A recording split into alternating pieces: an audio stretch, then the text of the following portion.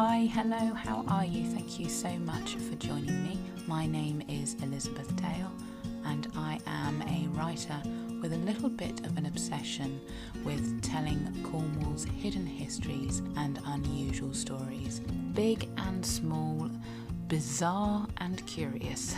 You will find me writing about them on my blog or talking about them here on my new podcast. So thank you again for joining me, and let's get down to it. What are we going to be talking about today? Well, I thought I'd give you a little bit of background about myself that you may or may not know. So I only graduated from university in 2018 and I was 40 at that point. So yes, I was a bit of a late starter. But going back into education was undoubtedly the best thing that I have done. It started me on this amazing journey and introduced me to so many amazing people that have had such a positive impact on my life. And last year in September, I went on a bit of adventure with two of those people that I went to university with. I promise there is a Cornish connection here and I am getting around to it. But anyway, Evelyn and myself flew out to the deserts of Arizona to meet up with Carly.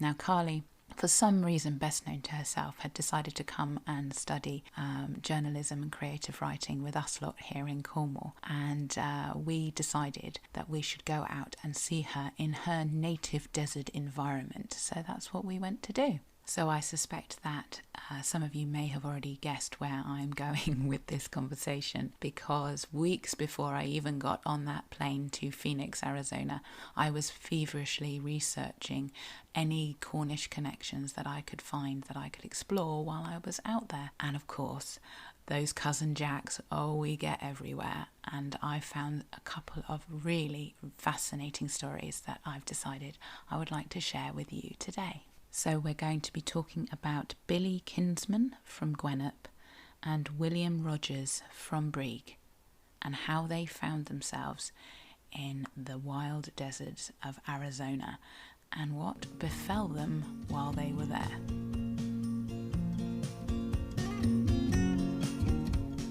So although I am very much in love with my native Cornwall, and I would never want to live anywhere else, I have actually travelled quite a bit. I spent roughly 10 years abroad. I visited more than 50 countries. I've been across Africa, all around Asia and Central America. But nothing quite prepared me for the landscape in Arizona. It's like nothing that I had ever seen before. It is so vast. Those horizons are just huge and the heat is oppressive. And everywhere are those saguaro cactuses, the famous ones with arms, or look like they have arms, that you see in all the Wild West movies. Well, they only grow in a really specific area in Arizona, which is something that I didn't know before. And an American writer called Craig Childs has written specifically about the deserts of Arizona, and he actually wrote, "These deserts are mummifiers and they are bone makers." And having visited it, it was something that I could totally relate to.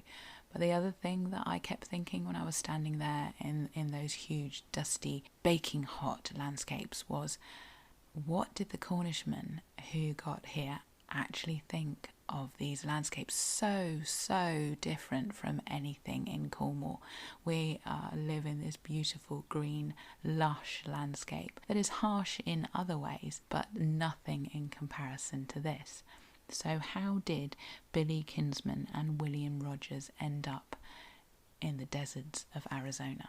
Now, I should point out that these two men's stories are entirely separate from each other. They didn't know each other at all.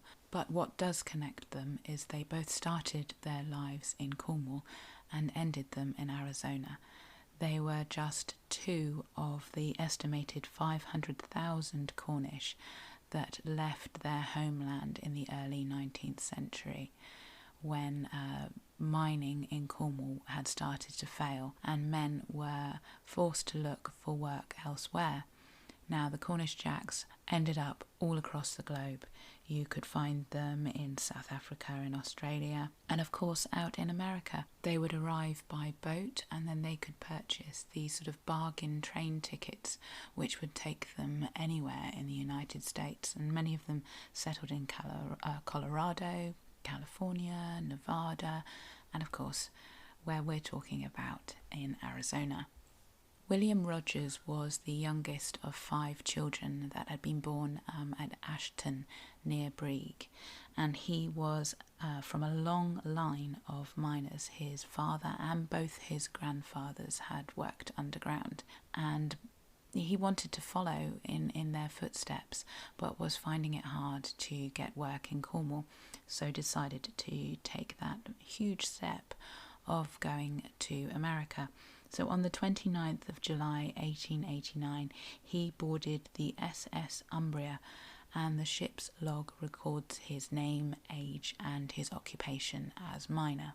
Now, it might be worth mentioning at this point that the Cornish had a bit of a reputation abroad. They were considered very clannish, that they stuck together, and so arriving in a new town, as William must have, being a Cornishman had its advantages. He was more likely to be hired by the Cornish mine captains, and in some cases they even got better rates of pay than other nationalities and special privileges as well. After William Rogers arrived in the US, we know that he worked in Colorado for about 5 years. And then in 1894, he decided to make his way to Arizona. Now, this is probably because there had been a massive gold rush there, and he seems to be making his way to the Harquahala Mountains. The town of Harquahala is now a complete desert ghost town. There's practically nothing to see. But in the late 19th century, there was an absolute bonanza there. Men were literally picking up gold nuggets from the desert floor. And in the 19th century, around $4 million of gold was mined there. So it's no wonder that our William Rogers was attracted to the area. Sadly, however, he never made it, because on the 19th of May 1894, the local newspaper reported that 2 bodies had been found in the desert between Prescott and Harquahala.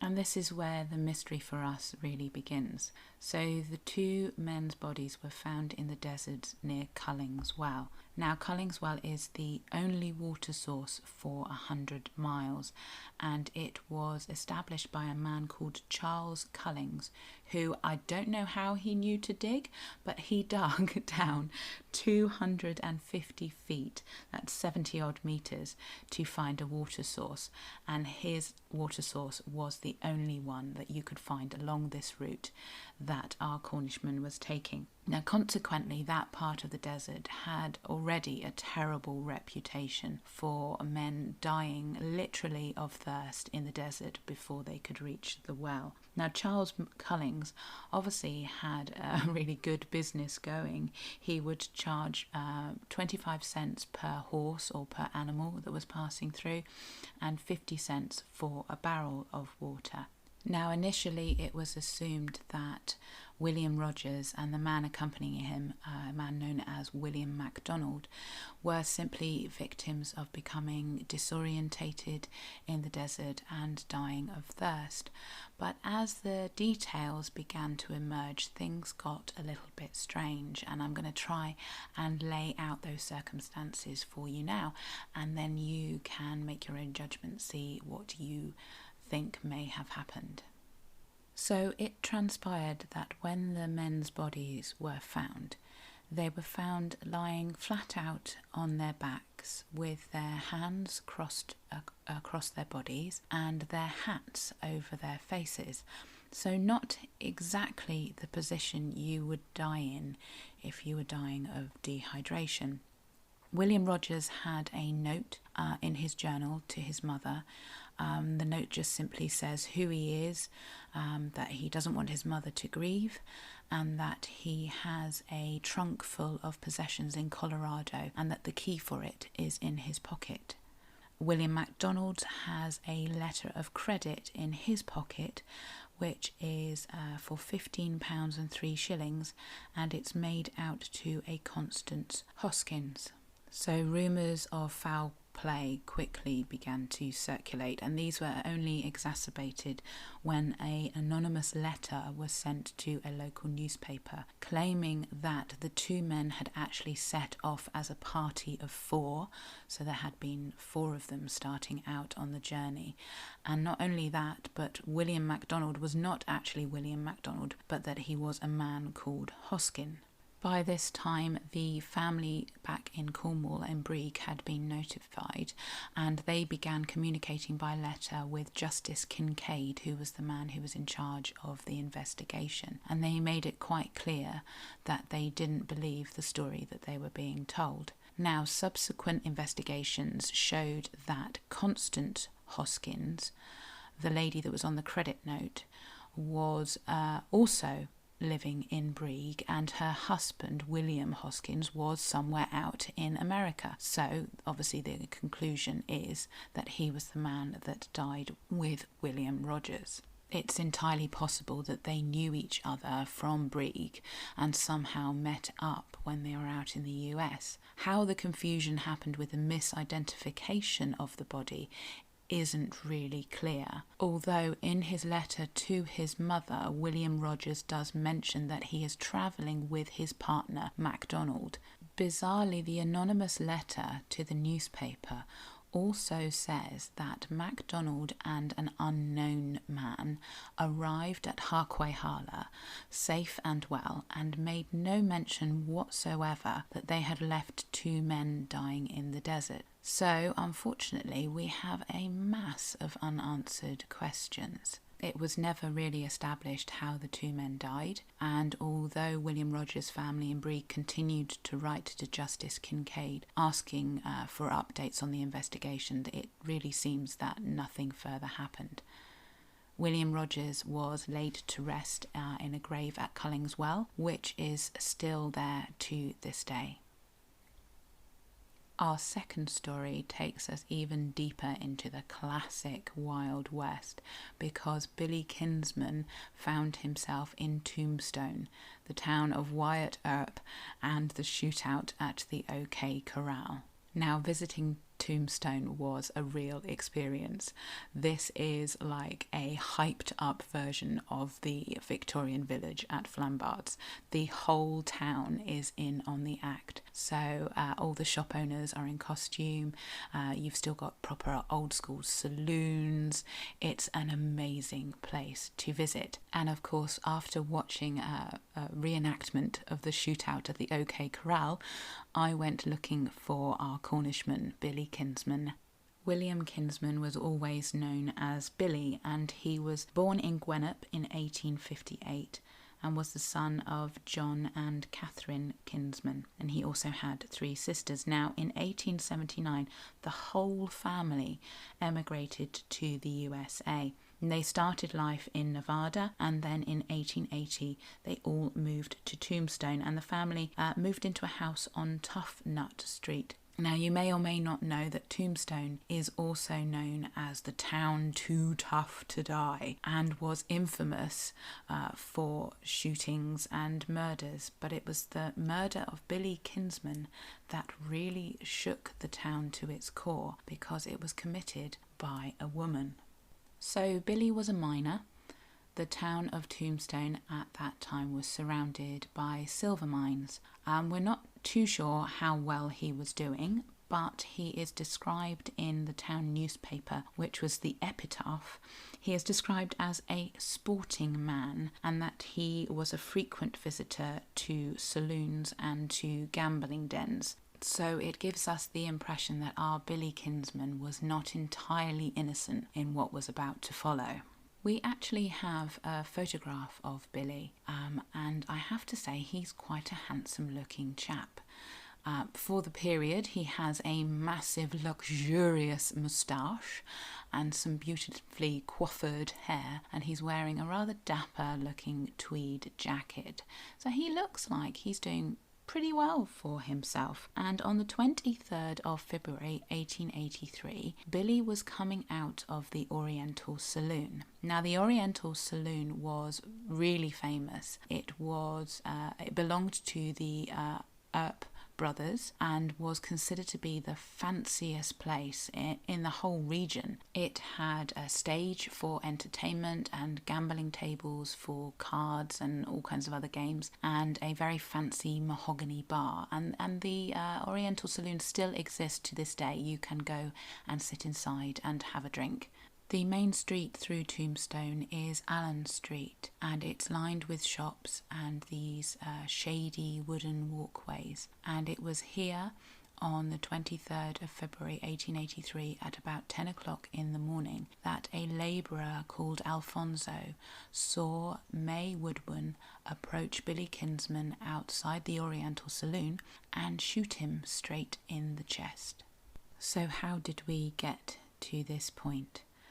Well, May Woodman is a bit of an elusive character. She was born Mary McIntyre and seems to have alternated between Mary and May.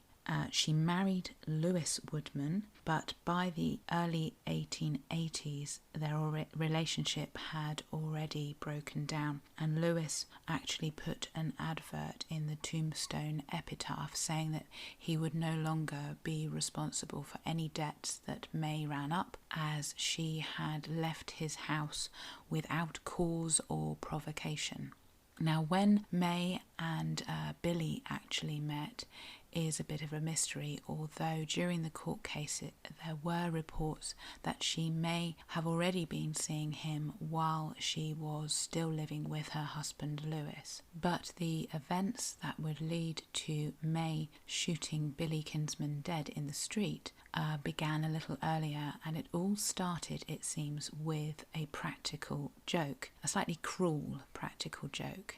It appears that some of Billy's friends put an advert in the Tombstone epitaph announcing the engagement of May and Billy. 3 days later, Billy put his own advert in the paper in which he denounced any kind of engagement between himself and May. And it seems that not only was she hurt, but she was obviously very publicly embarrassed as well. And let's face it, a woman scorned and all that. There were several witnesses to the shooting who said that she was very cool, very calm and collected, walked straight up to Billy, said a few words and shot him point blank in the chest. The witnesses also said that she aimed her gun at him again to shoot a second time, but fortunately a man who was close by managed to grab her and pull her away. The shot did go off, but it bounced off the wooden boardwalk and missed Billy. But there can be little doubt really that May meant serious business, and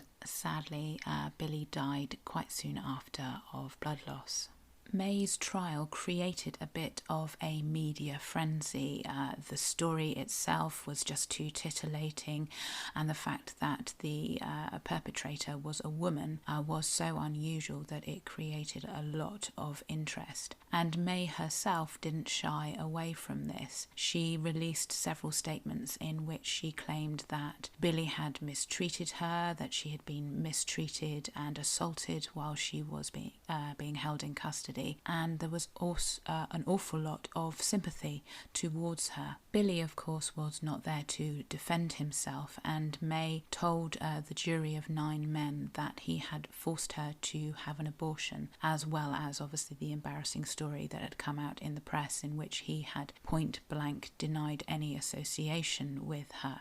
The verdict came in May 1883, and she was found guilty of the lesser charge of manslaughter and only sentenced to 5 years in prison, which, considering there had been so many witnesses to the act who had all said that she had behaved in a very calm and measured way, it does seem a little bit lenient. After the sentencing, May's mother managed to gather a petition with 200 signatures on it from residents of Tombstone, which she gave to the governor, all petitioning for May's release. And for whatever reason, perhaps because they didn't like the fact of sentencing a woman for this crime, I really can't guess, but for whatever reason it was, the governor of Arizona actually released May after she had only served 3 months in prison. She was released on the condition that she leave Arizona and never return, which she did, and we never hear of May again. As for Billy, he was buried in the famous Boot Hill graveyard, which is just outside of Tombstone and is an amazing place to visit. It's full of the graves of the famous outlaws and murder victims of this crazy little town in the back end of nowhere in Arizona. I should probably add a bit of a side note to this, because there is a temptation to side with the Cornishmen, to see Billy as the victim, but there is a distinct possibility that the reason that May's sentence was so light and the reason that the governor of Arizona decided to release her early was that she really had been poorly treated by Billy while he was alive, and that she had been assaulted and abused by the prison staff while she was being held awaiting her trial. I suppose the one thing that we can take away from these two stories, the story of William Rogers and of Billy Kinsman, is that being a cousin Jack may seem, or to us now looking back, as this romantic adventure that these men were going off around the world, visiting places that they would never have dreamt of, and potentially earning their fortune and coming back home to Cornwall as rich men. It wasn't always like that. It certainly wasn't always like that. The places that they were going to were often, as well as being alien and unfamiliar, they were often really lawless and dangerous for them. And although I've only picked out 2 stories here, there were lots of other stories of Cornishmen falling on hard times and getting themselves into really sticky situations when they were away in these weird and wonderful places. So that's it really. I really hope that you've enjoyed this episode. I feel like my podcast is turning into a bit more of a discussion on the people, the Cornish men and women, the ordinary men and women, and their lives and their stories. And I hope that's okay. It's been a bit of a longer episode this time, so give me some feedback if you think it's too long. I could have broken it into 2 parts, I suppose, but I kind of wanted to do Billy and William together. So I really hope you've enjoyed it, and I hope to speak to you again very soon. Take care. Bye bye.